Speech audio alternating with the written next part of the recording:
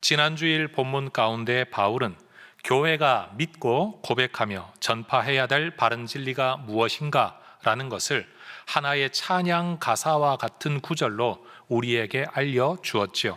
3장 16절은 그렇게 기록했습니다. 그는 육신으로 나타난 바 되시고 영으로 의롭다 하심을 받으시고 천사들에게 보이시고 만국에서 전파되시고 세상에서 믿음 받으시고 영광 가운데서 올려지셨느니라. 예수님에 대하여 고백된 이 내용들이 훗날 사도신경이라는 신앙 고백문의 기초가 됩니다. 사도신경이라는 것은 초대교회 이후로 교회가 무엇을 믿는 공동체인가 하는 것을 정리하여 전수해 온 공통의 고백문이지요. 사도들이 이 고백문을 직접 정리한 게 아니라 사도들의 신앙 고백을 후대 사람들이 정리하면서 그 이름을 사도들의 신경이라고 이름을 붙였습니다. 역사적으로 보면 주후 100년대 초대교회 공동체가 가졌던 세례자를 위한 기본 고백 문장, 이 문장이 200년대를 들어서면서 교회에서 표준적으로 사용되다가 300년대에는 이것을 사도신경이라고 이름을 붙이고 400년대에는 예식 가운데 사용될 수 있는 표준 양식으로 다듬어지다가 시간이 많이 흘러 900년대에는 전 세계적인 교회의 종교회의를 통해서 이것을 우리의 기본 고백문으로 예배 시간마다 고백하는 우리의 표준 고백으로 삼기로 결정하여서 오늘날까지 우리가 예배 때마다 또는 교회에서 이 고백문을 사용해 오고 있습니다. 이 신앙 고백의 핵심은 예수님에 대한 내용이 가장 많죠.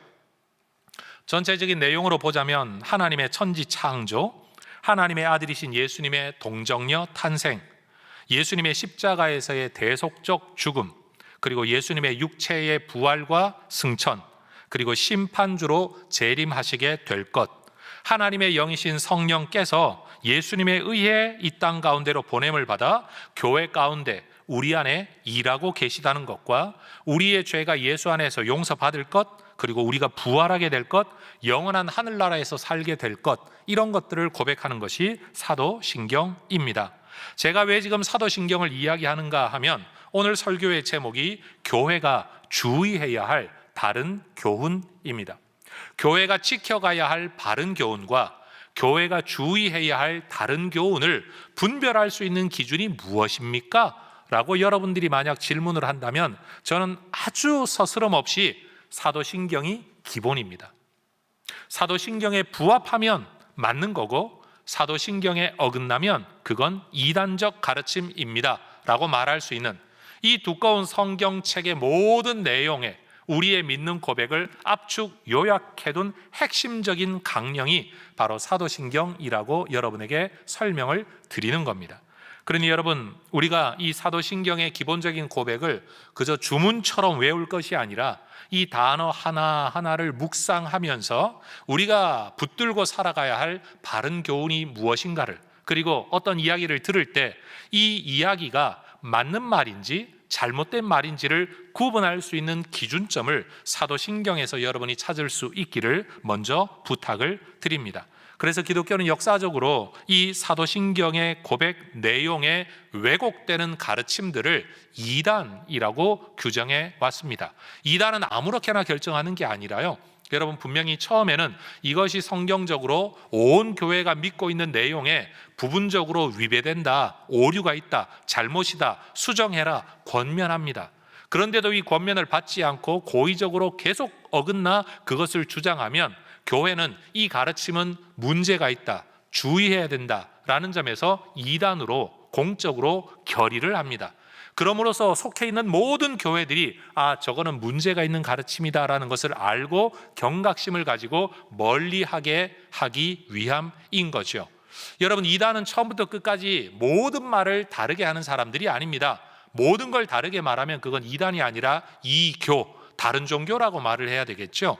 부분적으로 다른 것들, 그러나 주의해야 될 것들이 교회 역사 안에 있어 왔다라는 겁니다. 오늘 본문에서 사도 바울은 우리에게 다른 교훈을 주의하라라고 권면을 합니다. 오늘 본문에서 바울은 우리의 신앙의 대상이신 그리스도를 중심으로 한 구원 진리, 이 핵심적인 구원 진리를 벗어나서 인간이 좀 더 나은 영성을 위하여 이렇게 하면 좋다, 저렇게 하면 좋다라는 부차적인 이야기들을 마치 성경적인 진리인 것처럼 중심에 갖다 놓는 사람들, 그래서 이것을 다른 교훈이라고 말을 하면서 이러한 흐름을 주의해야 된다라고 경고하고 있습니다. 여러분, 교회의 모든 가르침에서 예수 중심성을 잃어버리면 교회는 이단이 될 수 있습니다. 그리고 있어야 할 그 자리, 중심의 자리에 예수 중심이 되어야 되고 말씀 중심이 되어야 하는데, 이것을 놓쳐버리고 주변적인 것들을 자꾸만 중심의 자리에 갖다 두기 시작하면 우리도 모르는 사이에 잘못된 신앙 공동체가 될 수 있다라는 우려를 우리는 기억해야 할 것입니다. 예수님이 이 땅에 계실 때 예수님께서는 교회 안에서 예수 그리스도가 아닌 다른 그리스도, 참 선지자가 아닌 다른 선지자, 거짓 선지자들이 바른 교훈이 아니라 거짓 교훈, 다른 교훈을 이야기하게 될 것이라고 이미 예언하셨었습니다. 예수님으로부터 이 말씀을 들었던 사도들 역시 교회 공동체가 형성된 이후에 거짓 교사들에 의한 다른 교훈의 문제에 관하여 매우 진지하게 여러 성경에서 여러 사도들이 이 문제에 주의를 촉구했습니다. 예를 들어 유다서 1장 17절에서 19절에 이런 말씀이 있습니다. 같이 한번 읽어볼까요? 사랑하는 자들아, 너희는 우리 주 예수 그리스도의 사도들이 미리 한 말을 기억하라.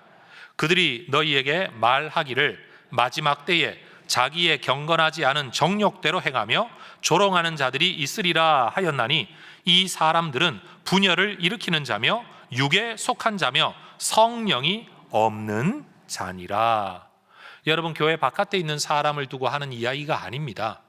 교회 안에 있는 사람들 중에 마지막 때가 되면, 이 마지막 때라는 것은 어느 한 시점을 말하는 게 아니라 예수님 승천하신 이후에 예수님 재림하실 때까지의 이 모든 기간을 성경은 종말, 마지막 때라는 말로 표현하는데, 이런 때, 우리가 살아가고 있는 지금 이때, 사실은 바울이 살았던 그때, 유다가 살았던 그때에도 자기의 경건하지 않은 정욕대로 행하는 사람들, 다시 말하면 경건을 따르지 않고 진리를 따르지 않고 바른 교훈을 따르지 않고 자기 정욕을 채우려고 다른 교훈을 따르는 사람들이 일어나게 될 거다.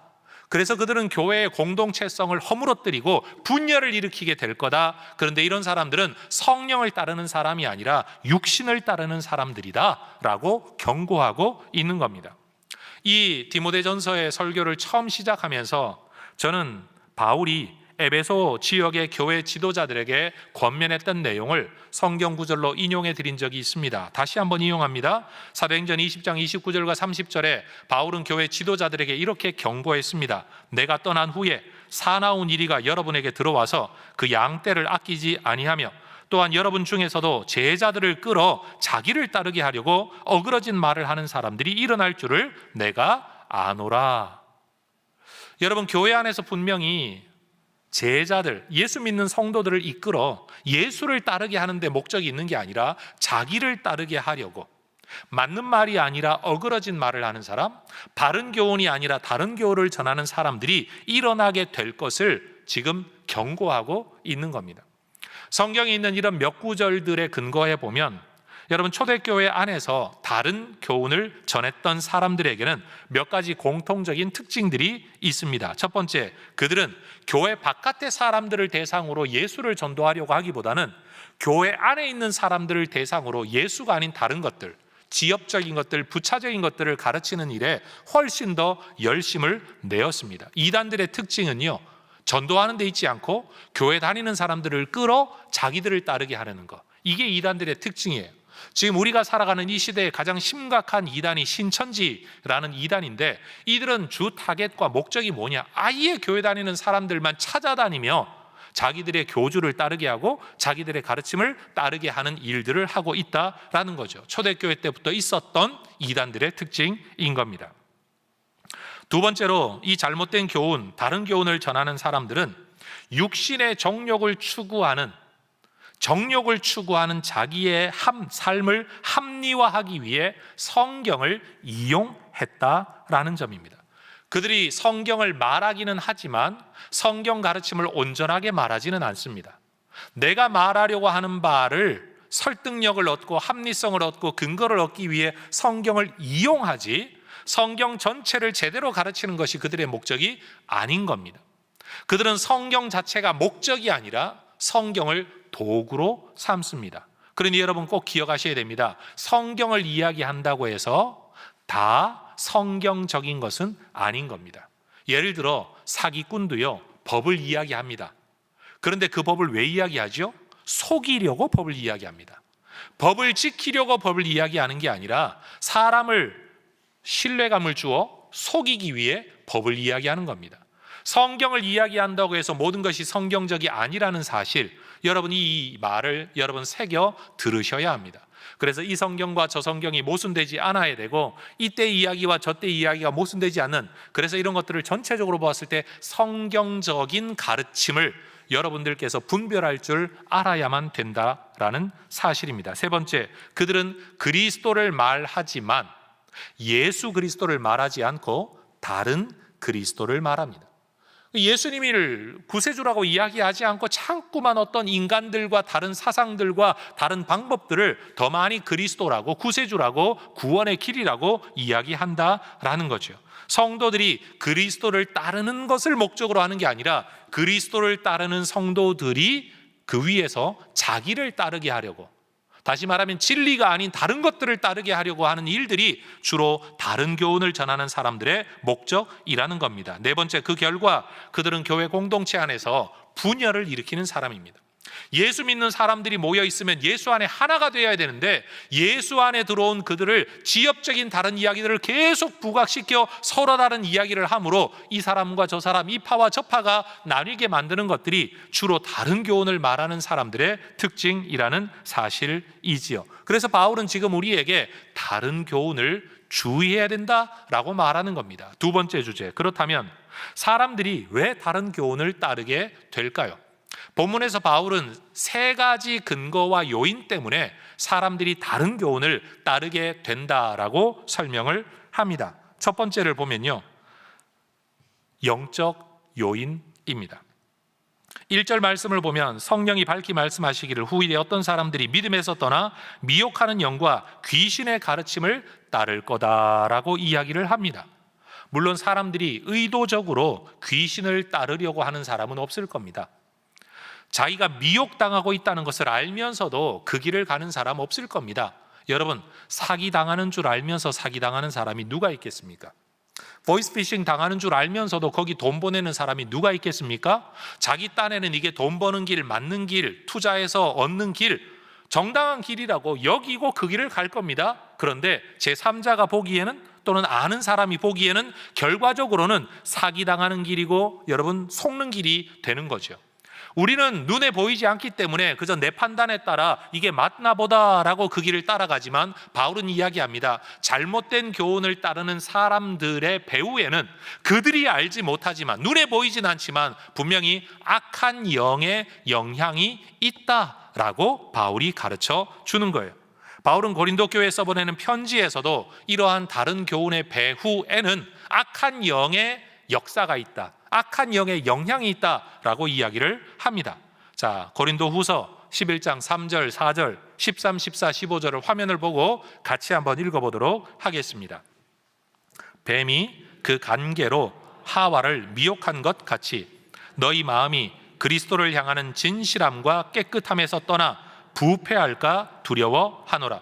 만일 누가 가서 우리가 전파하지 아니한 다른 예수를 전파하거나, 혹은 너희가 받지 아니한 다른 영을 받게 하거나, 혹은 너희가 받지 아니한 다른 복음을 받게 할 때에는 너희가 잘 용납하는구나.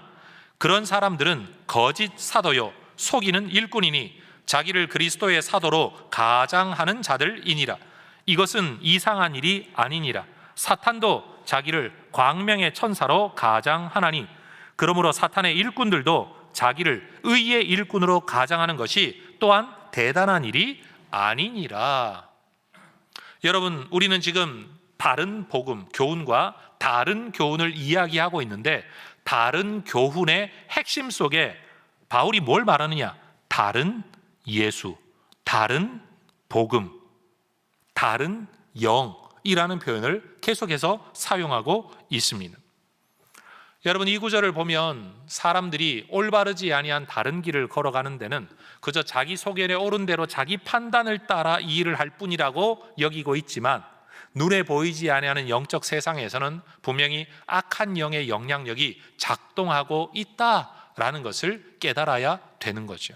그런 걸 보면요, 오늘 우리가 바른 교훈을 받아들이고 바른 교회 안에서 바른 설교를 들으며 바른 신앙생활을 할 수 있는 것은 어찌 보면 내 능력이나 내 선택 때문이 아니라 오직 하나님의 은혜라는 것을 우리는 먼저 고백해야 될 것 같습니다.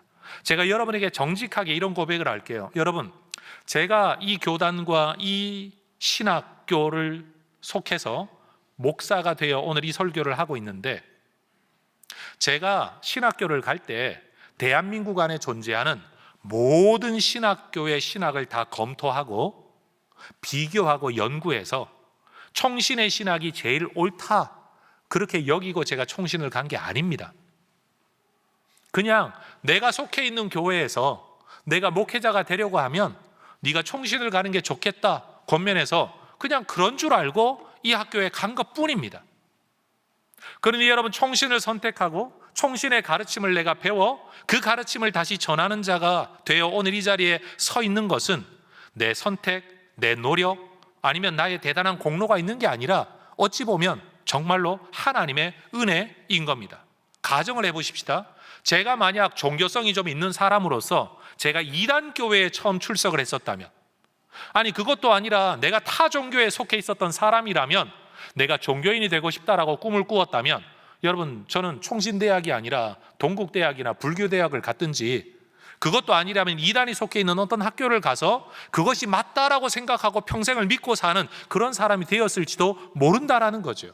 제가 오늘 이 자리에 서 있는 건 우리의 대단한 선택 때문이 아니라 하나님의 은혜, 사실은 나를 그렇게 인도해 주신 하나님의 은혜 때문인 줄로 고백합니다. 사실은 혜성교회 신앙생활하고 있는 성도 여러분들도 수십 년 이 교회 다니면서 신앙생활하고 있으니 무엇이 옳은지 그른지를 분별하는 눈이 생겼지만, 만약 여러분이 이 교회가 아니라 이단 교회를 처음 출석하기 시작했었다면 아마 여러분들은 지금도 그 자리에서 인간이 교주인 줄 알고 인간이 신인 줄 알고 엉뚱한 일을 하고 있을 가능성이 높다라는 거죠. 그러니 우리의 걸음 속에 사실은 은혜 아닌 것이 없고, 사람이 자기 능력으로 모든 걸 결정하는 것 같지만 알고 보면 섭리 속에, 여러분, 세상은 우연이라고 말을 하고요, 우리는 하나님의 섭리 속에서 받은 은혜인 줄로 믿습니다. 그래서 우리는 바른 교훈을 깨달은 자로서 다른 교훈이 바르다고 착각하고 살아가는 분들에게 이것이 옳다, 왜 그것이 잘못되었는가를 설명하고 권면할 수 있는 그런 헌신과 수고가 우리에게는 필요하다라는 거죠. 그런 점에서 우리가 전도를 해야 되는 이유를요, 이런 관점에서 한번 생각해 보세요. 우리가 전도하지 않아 내버려둔 어떤 영혼이 어떤 이단들이나 잘못된 가르침, 일반 세속의 사고방식에 빠져서 그게 전부인 줄 알고 허무한 세상의 길을 걸어갈 사람들, 내가 내버려 둠으로 엉뚱한 종교에 가가지고 어쩌면 지옥으로 굴러 떨어질 수도 있는 사람, 누가 손대기 이전에 내가 먼저 다가가서 그에게 예수 이야기를 먼저 들려줄 수 있으면 얼마나 좋을까라는 거죠.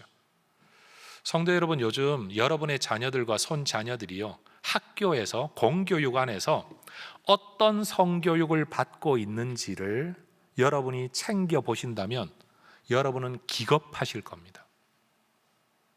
성교육이라는 자체가요, 아예 성생활은 자유로운 거다, 성적 취향은 자유로운 거다, 네가 선택할 수 있다. 중학교 애들부터요, 벌써 성교육의 핵심이 뭐냐?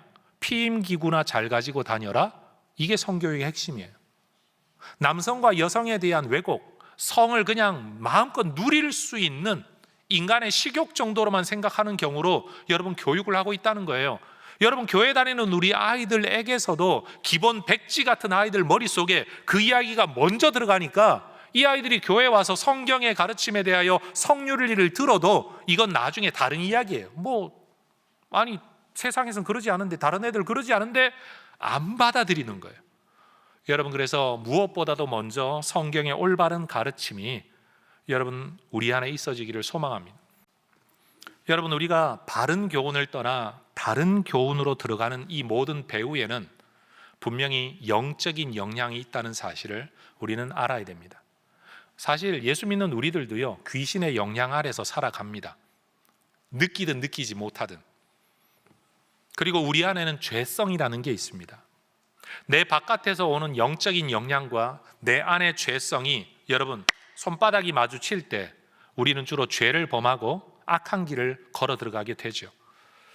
여러분, 어떤 사람들은 그저 귀신의 영향 속에 사는 정도가 아니라 자기의 내면이 이 악한 영에게 완전히 사로잡힌, 영어로 표현할 때 이것은 possession이라는 단어를 써요. 완전히 귀신에게 사로잡혀 버린 수준의 사람들이 있어요. 자기의 도덕적 의식, 이성적 인식, 아니면 신앙적 결단에 따라 자기 결정을 하지 못하는, 이겨내지 못하고 완전히 끌려다니는 상태의 사람들을 우리는 귀신 들린 사람들, 귀신에 사로잡힌 사람들이라는 표현을 쓴다라는 거죠. 여러분, 그 단계에 들어가지 않도록 여러분 우리 모두가 깨어서 여러분 하나님 앞에서 정말로 성경의 가르침을 제대로 따라갈 수 있는 악한 영의 미혹을 여러분 이겨내고 극복하고 물리칠 수 있는 여러분 되시기를 주의 이름으로 축원합니다. 두 번째, 여러분 사람들이 다른 교훈을 따르게 되는 두 번째 요인을 바울은 도덕적 요인에서 찾습니다.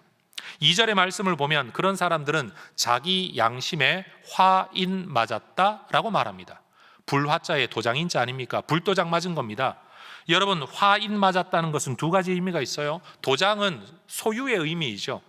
다시 말하면 양심이 제 기능을 못하도록 잘못된 도장을 맞아버린 사람들, 사실은 그 자체로 그가 하나님의 사람이 아니라는 것의 증거라고 말할 수 있을 겁니다. 또 다른 하나, 여러분 화인 맞았다라는 것은 달아오른 쇠로 찢어서 신경이 죽어버린 상태, 제 기능을 못하는 상태인데 양심이 제 기능을 못하는 상태가 되다가 보니까 옳고 그름을 분별할 수가 없습니다.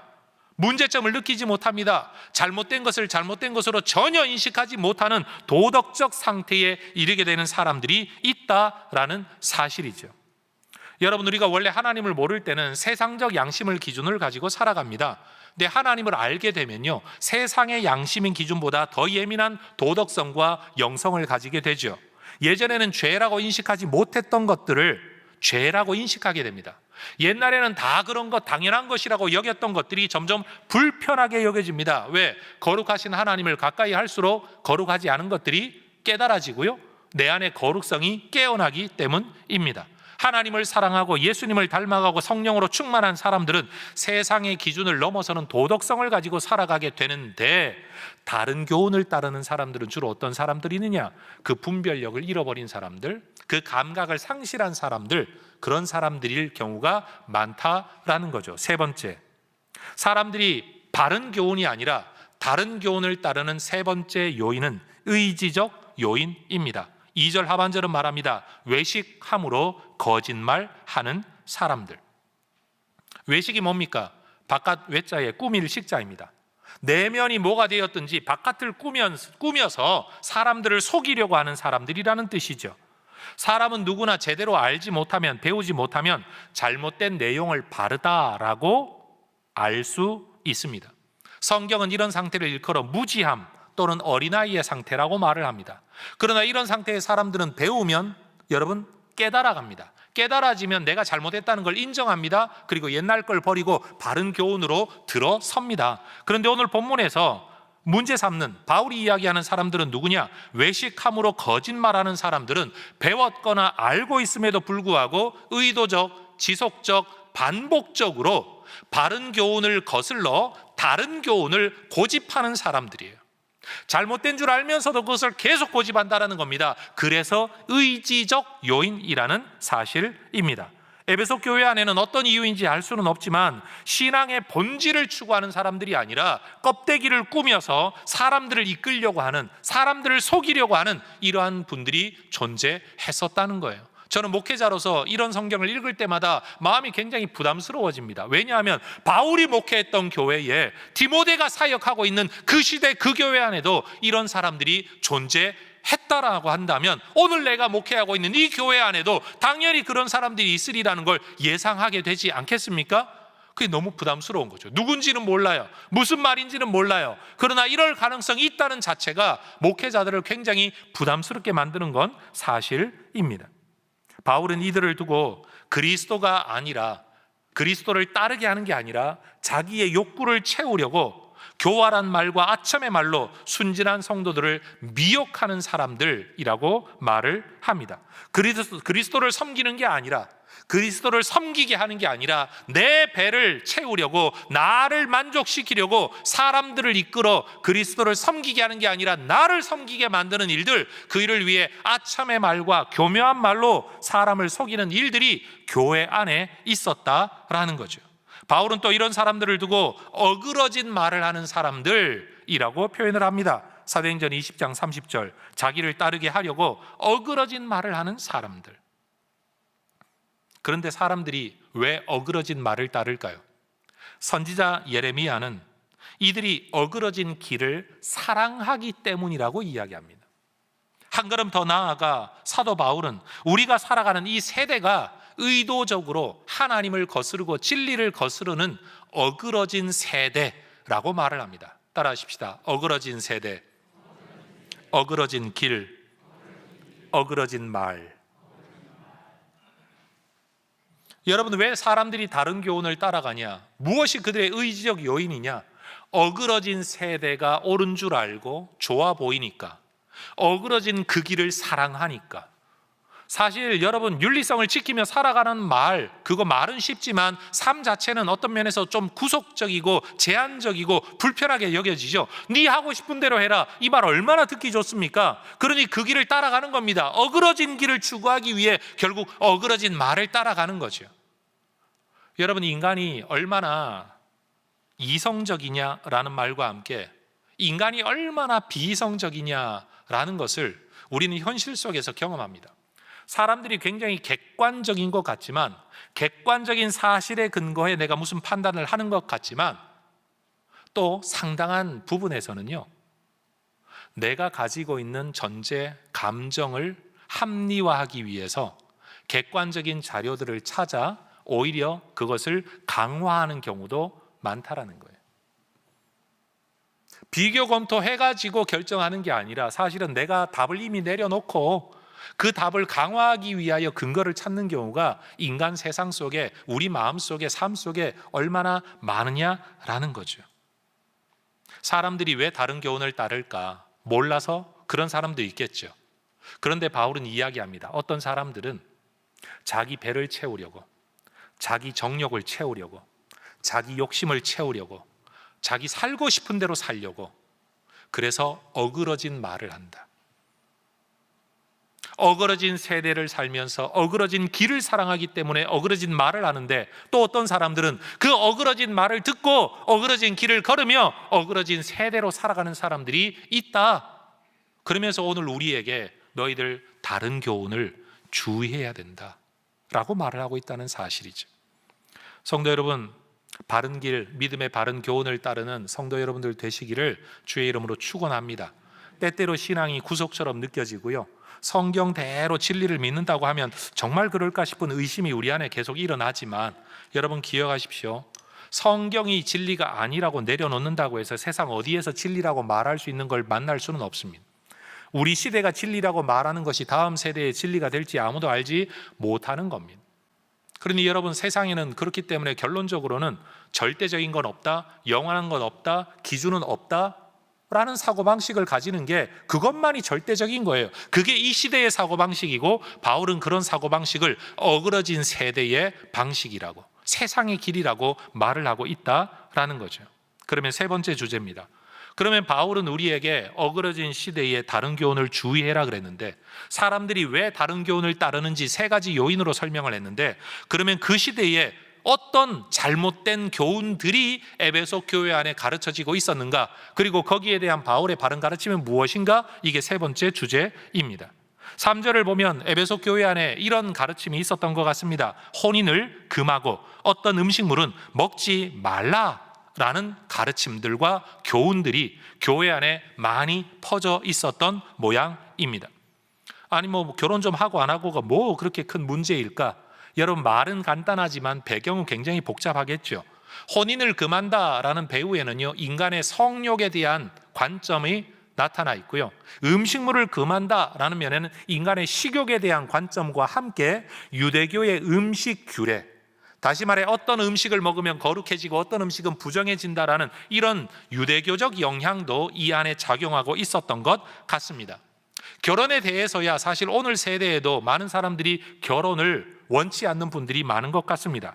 2018년의 통계청의 조사에만 근거하더라도 56.4%의 사람들이 결혼은 의무가 아니다 라는 관점을 가지고 있다고 합니다. 옛날에는 결혼은 당연히 해야 되는 것이라고 생각을 했는데 이제는 절반 이상의 사람들이 결혼 그거 안 해도 되는 것이라는 관점을 가지고 있다라는 거죠. 이런 생각을 하게 된 가장 큰 이유는 남성들에게는 주거 비용 마련하는 것, 주택 비용, 여성들에게는 출산과 양육에 대한 부담 또는 그로 인한 경력 단절의 문제가 여러분 가장 큰 요인이라고 합니다. 그런데 우리 시대의 비혼주의자들, 결혼에 대한 이런 관점들은 현실적인 문제에서 근거한 것이지만 바울 시대 사람들의 결혼에 대한 관점은 훨씬 더 영적인 이유였던 것 같습니다. 유대 역사가였던 요세푸스라는 사람은 쿰난이라는 동굴, 여러분 이스라엘 땅이 석회지질이기 때문에 여러분 석회질이 부드럽잖아요. 그 안에 자연적으로 생겨난 동굴, 인위적인 동굴들 속에서 여러분 금욕적 생활을 했던 에세네파라는 사람들의 문헌을 연구해 보니까 거기에 쾌락은 악이다, 극기하는 건 덕이다, 결혼 그거 별로 권하지 않는다라는 내용을 여러분 그들은 영적으로 전수했다고 합니다. 터툴리안 같은 교부들 가운데 한 사람도 여러분 결혼보다는 독신이 훨씬 더 고상하다, 영적으로 유익하다라는 가르침을 전했다라고 합니다. 그런데 여러분 결혼과 금욕, 뭐 이런 음식에 대한 때로는 고행을 원하는 이런 사람들의 주장들은 흔히 말하는 영지주의자라고 일컬어지는 여러분 그 시대 사람들의 어떤 철학적 흐름들과 연결되어 있다라고 이야기를 합니다. 영지주의 이단 사상이 주 100년대 이후에 비로소 이름을 얻고 제대로 효과를 발휘했지만 이러한 사상은 여러분 바울이 살았던 그 시대부터 이미 초기 형태로 나타나고 있었다고 합니다. 역사적으로 보면 이런 사상들이요, 어떤 형태로 사람들의 삶을 이끌어갔는가 하면 극단의 두 극단이에요. 하나, 여러분 영혼은 거룩하고 선하고 육체는 악하다. 어떤 면에서 플라톤의 사상의적 영향이 분명히 있겠죠. 이 땅에 있는 것들은 그림자요, 모사요, 저기 이데아라는 현실, 진짜 현실이 거기에 있다라고 말하는 사상의 영향을 받으니 여러분 사람들이 안에 있는 영혼은 거룩하고 육체는 악하다. 왜? 사람이 죄를 짓는 걸 보면 대부분 육체적 욕망 때문에 죄를 지으니까. 그래서 사람들이 생각을 합니다. 영혼의 거룩함을 지키기 위해 육체의 소욕을 억눌러야 된다. 그럼 사람들은 금욕주의적인 형태로 가게 됩니다. 그런데 또 다른 부류는요, 영혼은 거룩한데 육체는 악하다면 육체가 내 영혼의 거룩함을 해치지 못한다, 선함을 해치지 못한다, 그러니 내 육체가 뭘 어떻게 하면서 살든지 내 영혼의 순수함을 해방할 수는 없는 거다. 이런 사람들은 쾌락주의로 흘러간다는 거예요. 여러분 희한하지 않습니까? 똑같은 관점을 하나 가지고 있는데 삶의 모습은 극단으로 나타나게 된다라는 거예요. 근데 바울이 오늘 본문에서 뭐라고 말을 하느냐? 그런 식으로 식욕과 성욕에 대하여, 아니면 결혼과 음식법에 대하여, 아니면 사람이 더 나은 경건성을 추구하고 하나님께 더 가까이 다가가는 것에 대하여 그러한 가르침들은 다른 교훈들이다. 그 뭐가 바른 교훈이냐? 3절에서 바울은 이렇게 말합니다. 음식물은 하나님이 지으신 것이다. 믿는 자들과 진리를 아는 자들이 감사함으로 받으면 되는 거다. 사실 이 땅에 존재하는 모든 음식들이 하나님의 창조물이라는 사실이에요. 음식물만이 아니죠. 여러분 남여의 성구분과 결혼이라는 것, 성욕이라는 것까지도 사실은 하나님의 창조입니다. 어떤 것은 선하고 어떤 것은 악하다라고 말할 수가 없다라는 거예요. 우리는 하나님의 창조 질서를 두고 선하고 악하다라고 규정 지을 수 있을 만한 어떤 권위나 근거를 가지고 있지 못합니다. 그리고 하나님이 악한 것을 지으셨다고 우리는 생각하지 아니하지요. 그것을 잘못 사용하는 것이 악한 것이지 그 자체가 악하다고 말할 수는 없다라는 겁니다. 그래서 4절이 말하죠. 하나님께서 지으신 모든 것이 선함에 감사함으로 받으면 버릴 것이 없나니 하나님의 말씀과 기도로 거룩하여 짐이라. 여러분, 우리가 가지고 있는 세상의 모든 것들을 하나님의 영광을 위하여 사용할 줄 알고 하나님이 지으신 것을 전제로 받아들여 하나님의 창조 질서 안에서만 쓸 수 있다고 한다면 그 모든 것들은 감사의 제목이 된다라는 것이 바울이 말하는 바른 교훈이에요. 이건 되고 저건 안 된다라고 말하는 건 다른 교훈이고, 모든 걸 감사함으로 받아라, 말씀과 기도 안에서 거룩함 가운데 그것을 선용하면 된다라는 게 바른 교훈이라는 겁니다. 여러분, 영혼이 거룩하고 육체는 악하다라고 말한다면, 육체가 만약 없다면 우리가 어떻게 예배할 수 있을까요? 우리가 어떻게 다른 사람을 섬길 수 있을까요? 우리가 어떻게 선교를 할 수 있을까요? 우리가 어떻게 함께 모여 예배할 수 있을까요? 여러분, 우리의 영혼은 우리의 육체와 함께 있다는 것을 꼭 기억하시기 바랍니다. 사실 결혼에 대해서라면 바울은 이미 앞선 본문에서 교회 지도자들은 한 아내의 남편이어야 한다라고 못 박아둔 내용을 우리는 이미 3장 2절에서 3장 12절에서 살펴본 바가 있습니다. 여러분, 결혼이 부정한 거라면 교회 지도자들을 왜 결혼을 권면을 했겠습니까? 왜 그것을 조건으로 삼았겠습니까? 5장에 넘어가 보면 앞으로 설교하게 되겠지만 바울은 젊은이들이 결혼해서 출산하는 것, 이것을 권면하는데, 여러분 성경 구절 한번 보세요. 5장 14절, 젊은이는 시집가서 아이를 낳고 집을 다스리고 대적에게 비방할 기회를 조금도 주지 말기를 원하노라. 여러분, 이 구절을 깊이 읽어보면 이런 뜻입니다. 시집가고 애 낳는 것이 그저 세상의 일만을 위한 게 아니다, 생육하고 번성하는 것만이 아니다. 이런 결혼과 가정을 꾸리는 일이 대적에게 비방할 기회를 주지 않는 비결이기도 하다라는 거예요. 이 대적이 누구입니까? 물론 믿지 않는 사람들을 말할 수도 있습니다. 그러나 여러분, 영적인 관점에서 보자면 우리가 정상적인 욕구를 가지고 하나님이 만드신 식욕, 성욕을 가진 사람으로서, 그리고 누군가와 교제를 해야 온전한 인격을 가지는 인간이라는 점에서는 결혼과 출산의 과정, 가정을 꾸리는 이 모든 일들이 영적으로 매우 유익한 일이라는, 결혼은요 단순히 먹고 사는 문제나 인간의 성욕의 문제만이 아니라 영적인 안녕을 추구하는 길이 된다라고 바울이 이야기하고 있다는 거예요. 더 나아가면 바울은 그렇게 이야기합니다. 부부관계를 마음 맞으면 살고 안 맞으면 흩어지고 이 사람이든 저 사람이든 아무렇게나 살면 된다라고 말하지 아니하고 부부를 일컬어 하늘나라에서 유업을 함께 나누어 받을 사람이라고 설명을 합니다. 저는 이 이상의 어떤 설명을 할 길이 없습니다. 왜? 성경 구절이 그 이상을 말하지 않으니까. 도대체 무슨 유업을 어떻게 나누어 받느냐, 저는 모릅니다. 그러나 분명한 것은 이 땅에서의 결혼이 이 땅에서만 끝나는 게 아니라 하늘나라에서 하늘의 상급을 받는 일에, 하늘의 뭔가를 이어받는 일에 부부 관계가 영향이 있다는 사실을 성경이 이야기하고 있다라는 거죠. 그러니 결혼은 귀한 것입니다. 너와 나만 마음먹으면 만나고 헤어지고 그런 식으로 결정될 게 아니라 하나님이 개입하신 영적인 일이 함께하고 있는 일이다. 결혼은 절대로 육체적인 일만이 아니다, 정신적인 연합만이 아니다, 영적인 연합까지 이루어지는 일이다. 이게 성경의 가르침이라는 거예요.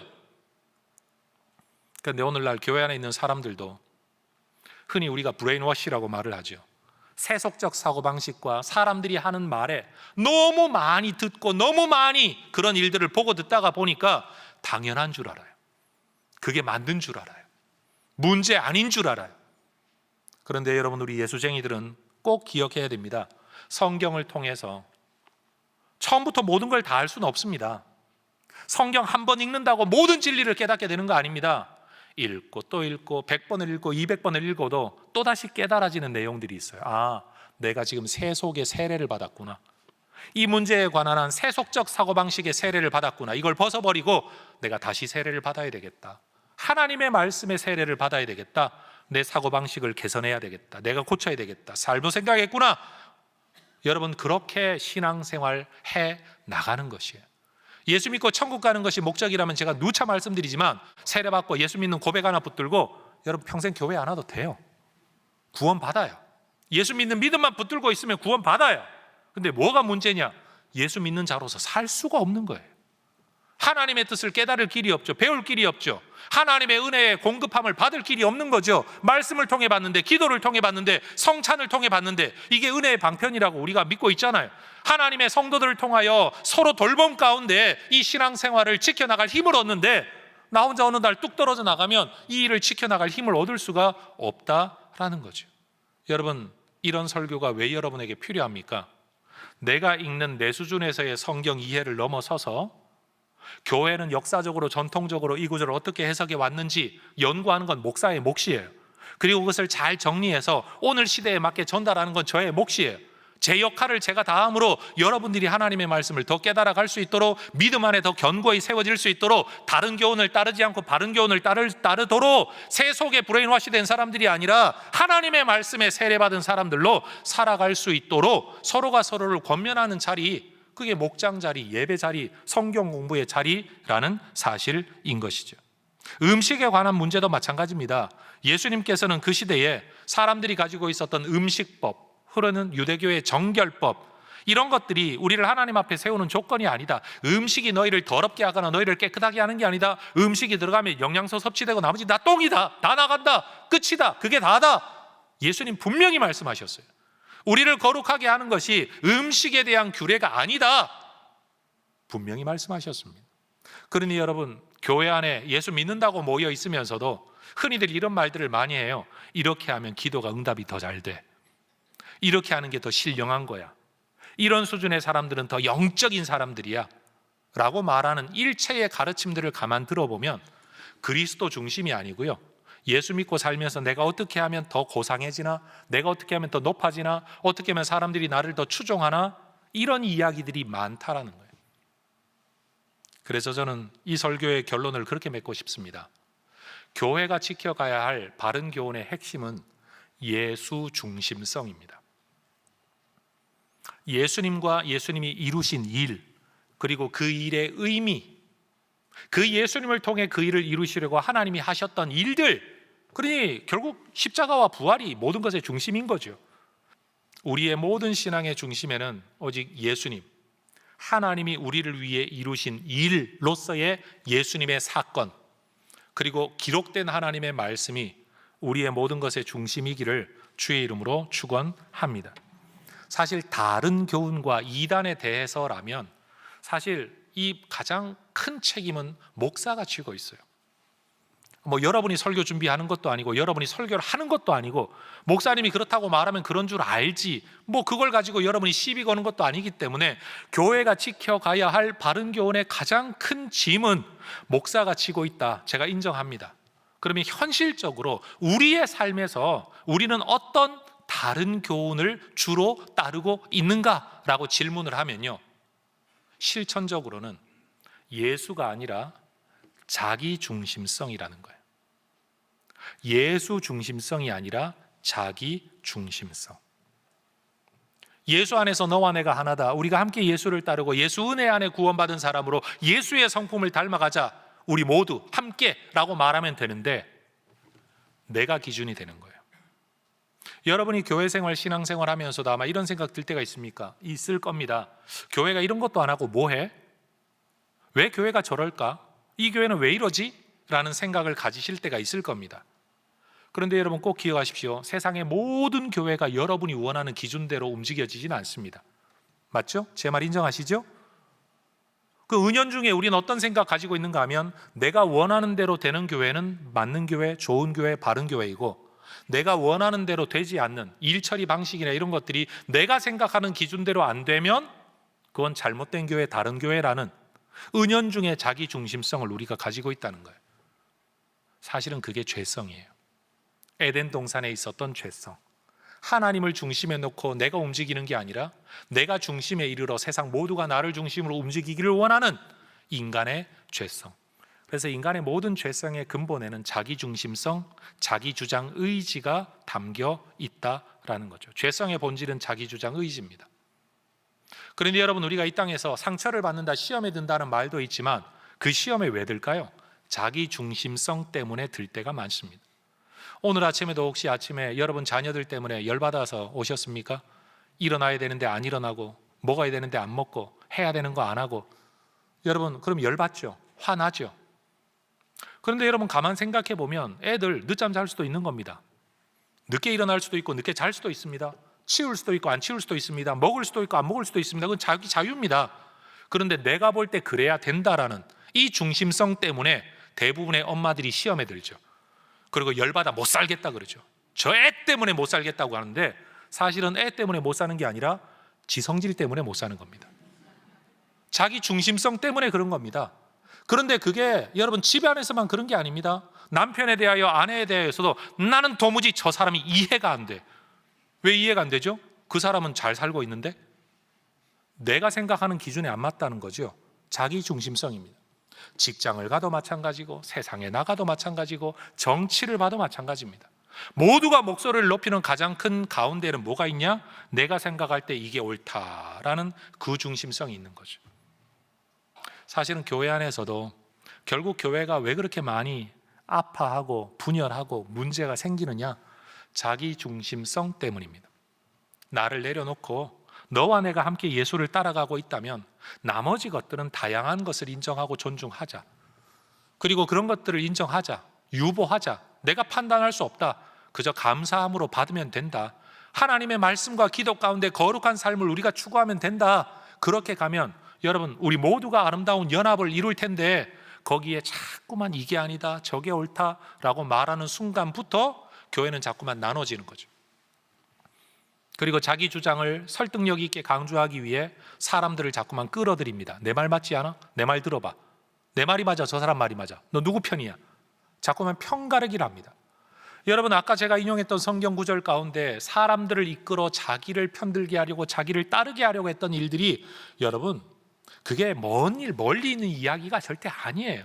바로 오늘 우리 안에 있는 거예요. 많은 분들이 말합니다. 목사님 지나가는 사람 붙들고 다 물어보세요.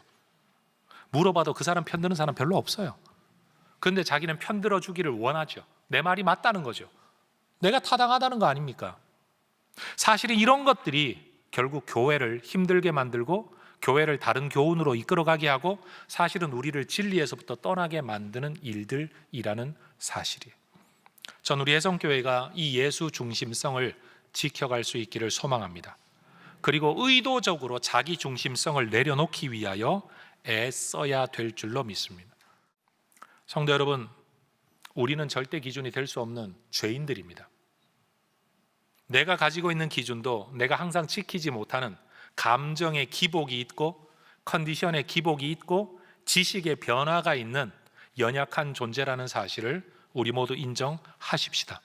교회가 지켜가야 할 바른 교훈의 핵심은 오직 예수 그리스도, 그분이 우리를 위해 행하셨던 일들, 그분이 남겨주신 말씀, 그분을 통해 이루신 하나님의 일들만이 우리의 신앙의 중심이 되어야 할 줄로 믿습니다.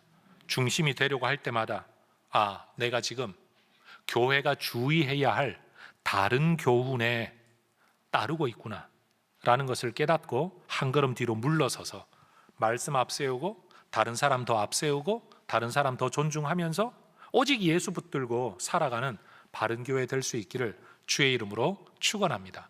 기도하겠습니다.